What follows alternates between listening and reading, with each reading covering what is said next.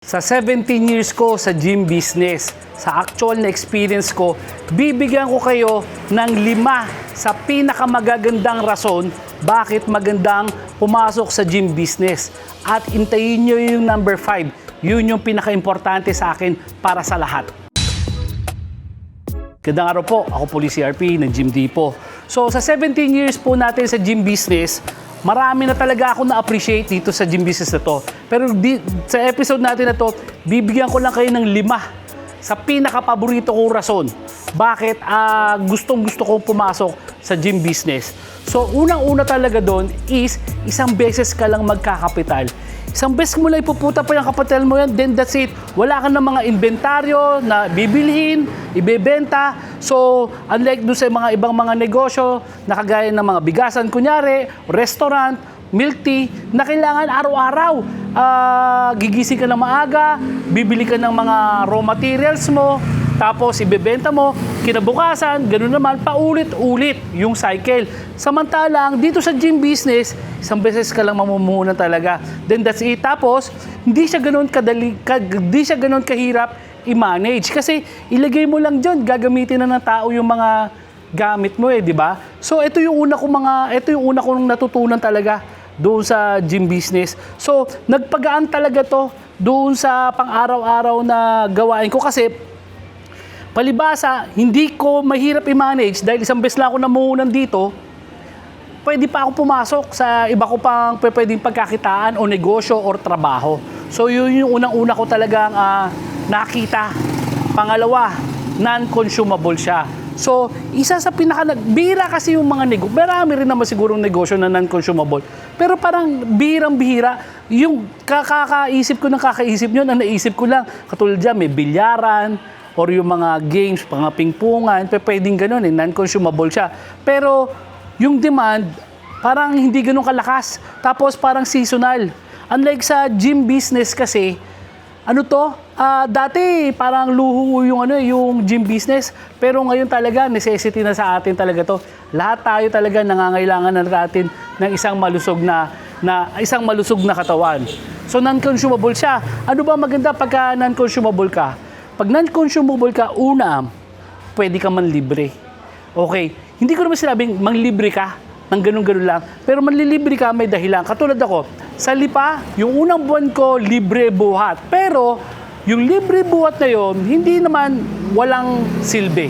Okay, so anong nangyari doon, nagbigay ako ng libre buhat, free trial, isang araw. Okay, basta taga-Lipa ka, pakita ka ng ID, libre ka na buhat isang beses.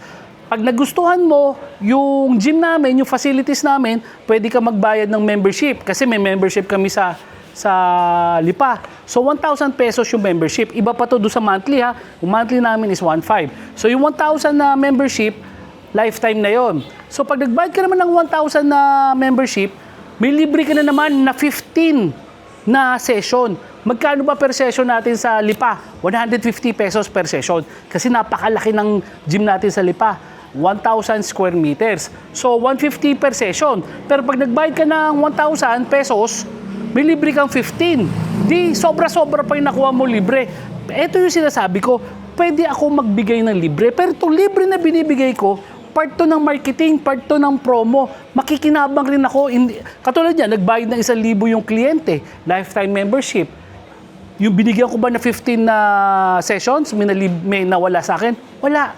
Pero ang maganda doon, mas na-entice ko or mas na-convince ko yung kliyente na mag-enroll ngayon doon sa gym. Kasi nakatanggap siya ng 15 na libre. Actually, total 16 na libre sa halagang 1,000 lang.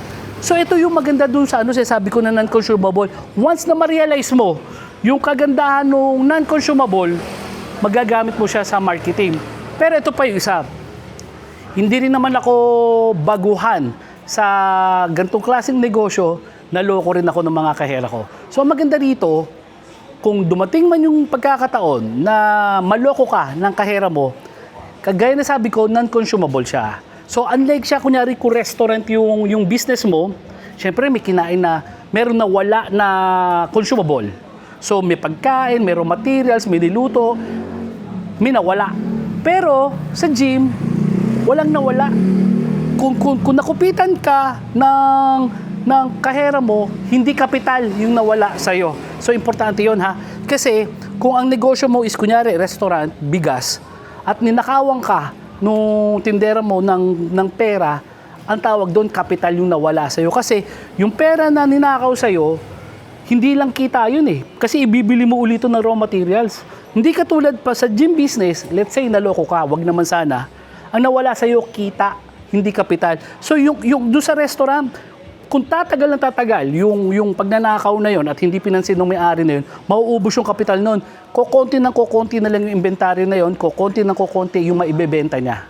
Di ba? So, ito, kung worst case scenario nangyari sa iyo yun, at least hindi mo masyadong iindahin yun.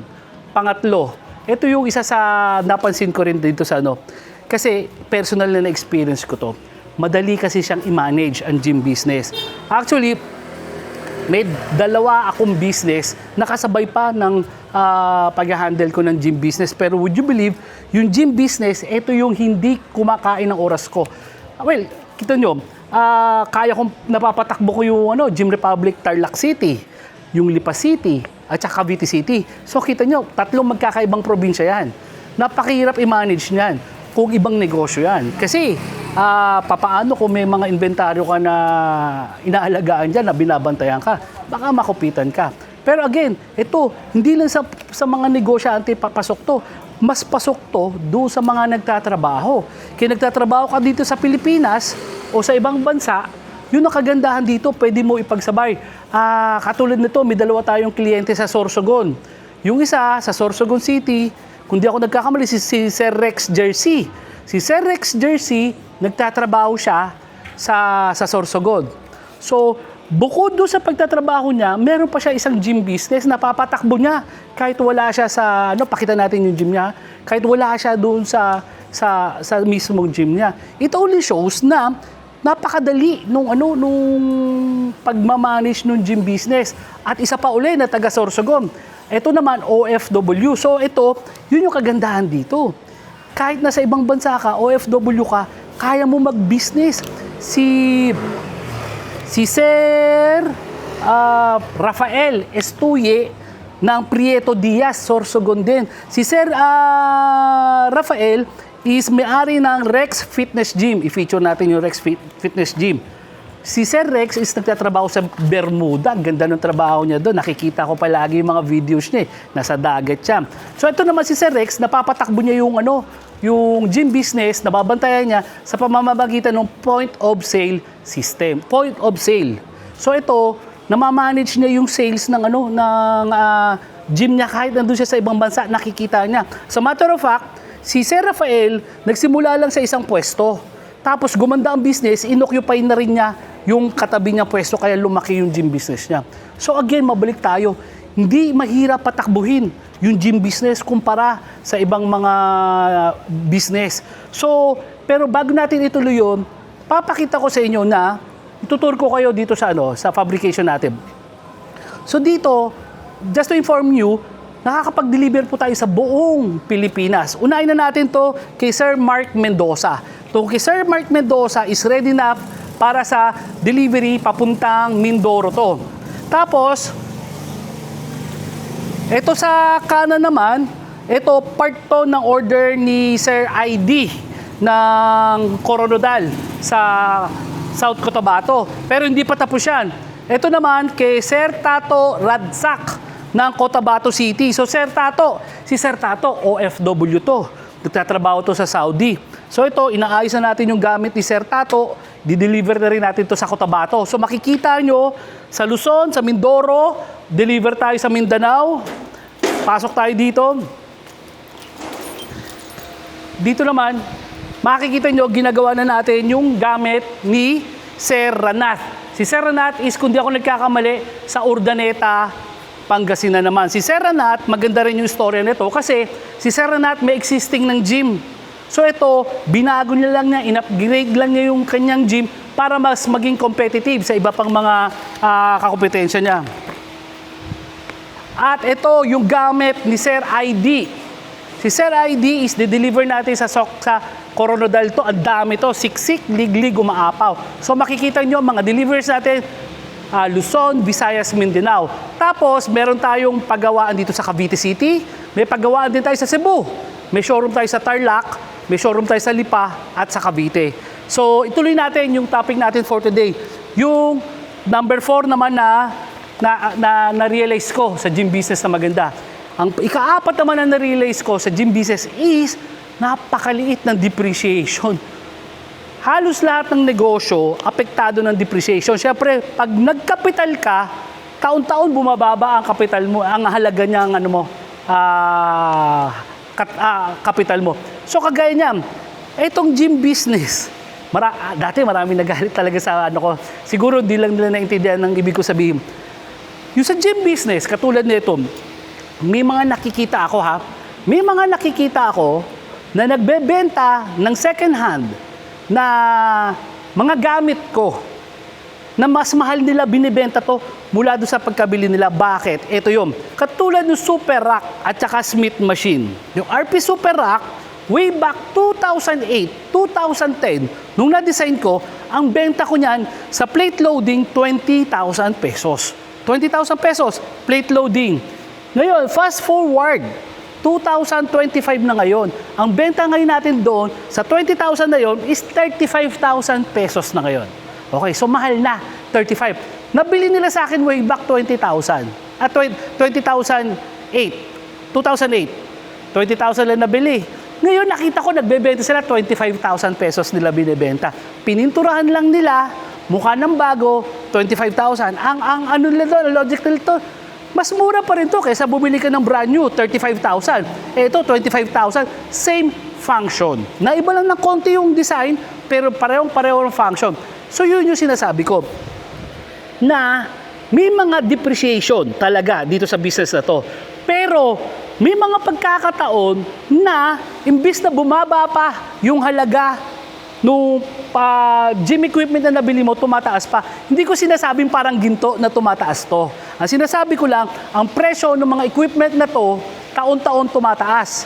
Ngayon, yung pagkabili mo sa akin, let's say, 15 years ago, ganito mo na benta. Actually, kahit same price mo pa rin siya ibenta, ngayon, may bibili pa rin. Kasi bakit? Kasi ang laki pa rin ng imumura nila kesa sa bumili sila ng brand new. So yun yung sinasabi ko na maliit yung depreciation. Pero again, ikumpara natin to. Kunyari, ito pinakalagi kong paborito computer shop.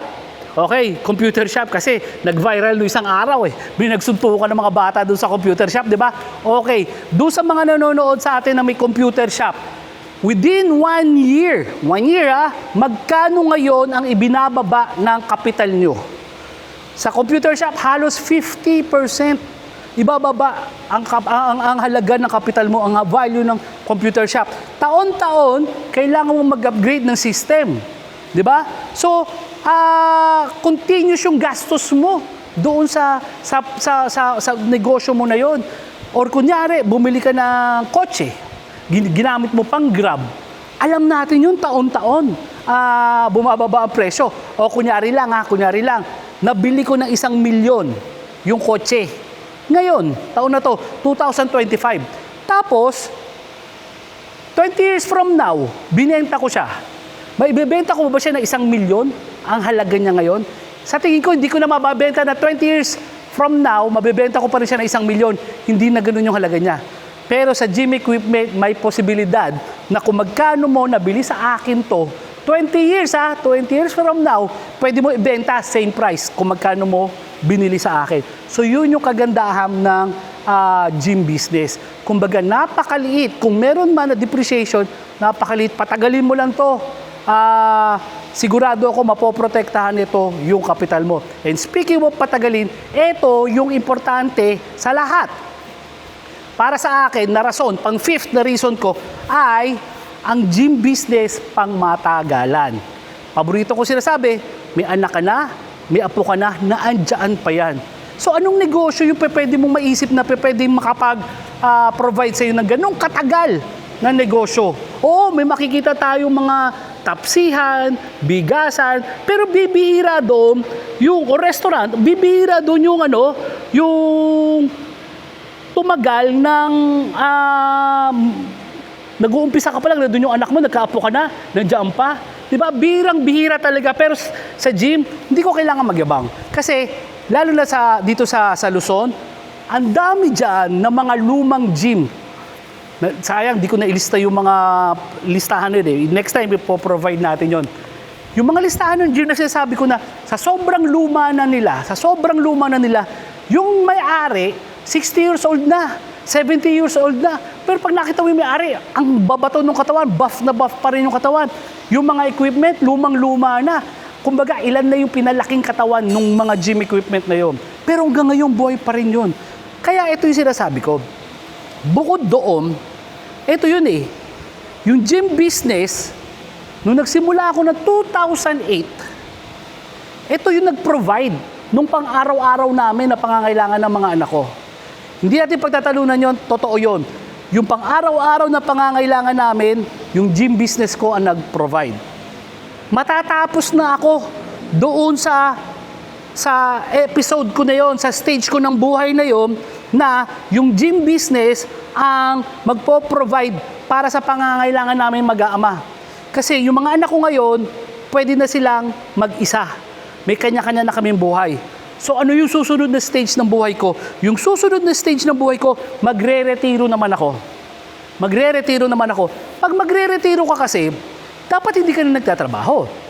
Dapat hindi ka na nag-iisip kung paano kakikita. Dito naman papasok ngayon yung gym business ko pa din. Kagaya ng pagkakakwento ko, meron ako sa Tarlac, meron ako sa Lipa, meron ako sa Cavite, and soon magkakaroon ako dyan sa probinsya ng Quezon. Lahat yan, ang lalayo. Huwag mo sabihin araw-araw, pinupuntahan ko yung mga gym na yan. May sistema kami. Kagaya ni Sir Rafael Estuye ng Sorsogon, ng Prieto Diaz Sorsogon, meron kami sistema na hindi ko na kailangan personal na naandoon, mamomonitor ko na. Yung Door Access Management System, dahil meron na ako noon, hindi ko kailangan personal na nandoon. So, pwede pa nga dumami pa yung gym business ko eh. Nang ako nasa bakasyon lang. Yung gym business na yan, tatakbo yan kahit wala ako. Kagaya na, ito, bago natin tapusin, yung inattendan kong seminar, nabigla sila doon sa tinanong nila. Kasi usually alam na nila ang sagot. Sabi nila doon sa seminar, so sa mga umattend dito, na mga negosyante, tayo kayo lahat, umupo yung mga may-ari ng business nang hindi pa pwedeng mawala ng isang linggo. So halos kalahati, nag-uupuan. Kasi yung mga kasama kong negosyante doon, hindi sila pwedeng mawala ng isang linggo. Kasi kailangan nila tutukan yung negosyo nila. Otherwise, it's either maloloko or mababangkarote.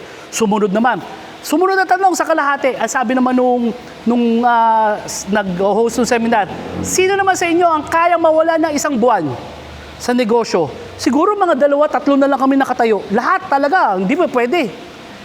Siguro talaga pinuwersa na nung host. 1 taon. Sino pa pwede 1 taon? Ang nangyari, ako na lang ang nakatayo. Tinanong niya ako, anong negosyo ko? So yun, gym business. Kahit 1 taon akong mawala, tatakbo to. Sa totoo lang, hindi nila ako kailangan doon. Kayang-kaya ko i-monitor yan. Sa internet, sa computer, kayang-kaya ko i-monitor lahat yan. So ito yung kagandaan ng gym business. Naandun ako ngayon. Papunta ako ngayon. Doon sa pangalawang stage na sinasabi ko, yung unang stage, yung gym business na nag-provide ng pangangailangan ko, namin mag-aama. Pangalawang stage, yun na magpo-provide ng retirement ko. At yung pangatlo at pinaka-importanting stage, kung mawawala na ako sa mundo, maiiwan ko tong gym business na to. Tong negosyo ko na to, kagaya na sabi ko, kahit wala ako, tatakbo mag-isa to. Kahit patay na ako, maibibigay ko to sa mga anak ko, kikita to, pati mga apo ko, at apo sa tuhod, makikinabang. Bakal to, pang matagalan to. Sinisigurado ko, bago pa maimbento yung bench press na kakaiba, yung bench press natin ngayon is bench press pa rin yan hanggang 30 years from now. Sinisigurado ko sa inyo yan. So ngayon, isipin mo, yung negosyo na gym business, nagsimula sa akin para i-provide ang pangangailangan ko. Ngayon, magre-retiro ako. Pangatlo, iiwan ko pang mana para sa mga anak ko. Ito yung tinatawag na generational wealth. Kumbaga, nag-provide ako hindi lang para sa sarili ko, kundi doon sa mga susunod na henerasyon. So yun yung pinakagusto ko sa gym business. At last but not the least, ito ngayon ang pinagkaiba ng Gym Depot. Bakit sa Gym Depot ka kukuha ng mga gym equipment? Again, lahat ng mga legit na fabricator, quality gym equipment yan. Hindi na tayo magtatalo. Lahat tayo quality gym equipment. Pero ang Gym Depot lang ang hindi madamot magbigay ng kaalaman at experience kung paano pinapatakbo ang gym business. Maghanap ka ng ibang negosyo dyan, wag lang gym. Maghanap ka ng ibang negosyo dyan na pwedeng bibili ka sa kanila pero wala kang makukuhang assistance o support. Dito sa gym business, sa Gym Depot, meron. Tinutulungan ka namin mula sa pagtatayo hanggang pagtatakbo ng gym business mo. Yun ang kagandahan sa gym business. Mas nakakasigurado ka ngayon na mas magiging successful ang business na pinasok mo. Ako po si RP na Gym Depot. Gandang araw po.